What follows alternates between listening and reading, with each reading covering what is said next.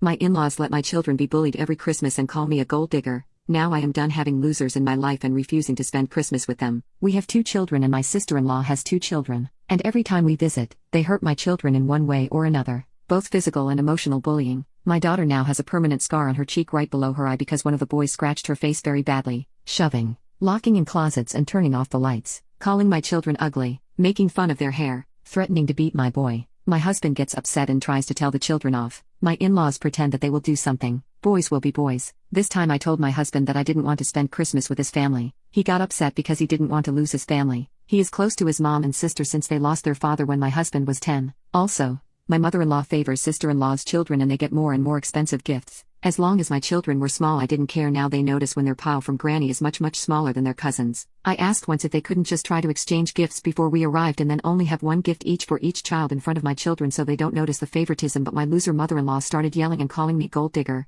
Nobody involved has gold to dig. We are all hardworking people. He says if we start not attending big holidays etc. this will put a wedge, but I don't care. I don't want my babies to associate the holidays with negative feelings and being hurt. I don't even want to compromise, negotiate, or meet them halfway. Update. My husband chose to spend Christmas with his family. He called and told them that he was coming alone this Christmas and I heard his mother yelling over the phone telling him that I was the devil, ruining the family traditions. Anyway, it seemed like she didn't tell him not to come. My husband said that our children are too small to understand so we can pretend Christmas is when he gets home on the 27th. He drove, yesterday, 8 hours, but when he arrived, nobody was there so he got worried and called them a number of times but nobody answered. He called me freaking out so I told him to text his mom that he was going to call the police to make a wellness check. Only then did the loser call him back telling him that they had booked an apartment on a skiing resort and had gone earlier that day and then they were spending the holiday skiing. I think she thought he wouldn't just drive home like he did. I don't know, maybe he would apologize or try to have them come back or go after them? They didn't tell him they had already made plans and left. What a bunch of loser psychos. I felt so sorry for him because he was so hurt. He got home early this morning and he tried to fight with me and put the blame on me because I refused to let my children celebrate with their family. I stopped him right there telling him that I wasn't the one ghosting him and that if he wanted any chance to have a happy family, this was his. People had shown him what they were and the lengths they could go to hurt and humiliate others when slighted. I have had a wonderful weekend.